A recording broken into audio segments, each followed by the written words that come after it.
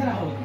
अल्हम्दुलिल्लाह बहुत अच्छा। हम लोग मेहताब भाई के साथ जो है वो लोनावाला में गए थे, एंजॉय में जो गए पिकनिक स्पॉट पे, काफ़ी अच्छा ट्रीटमेंट मेहताब भाई की तरफ से मिला और वहाँ पर काफ़ी इंजॉय भी हमने किया। खाना भी काफ़ी बेहतरीन था मेहताब भाई का और काफ़ी अच्छा लगा। इंशाल्लाह हम लोग कोशिश करेंगे कि हमारी पिकनिक वहाँ पर जाए। बहुत अच्छा, थैंक यू सो मच।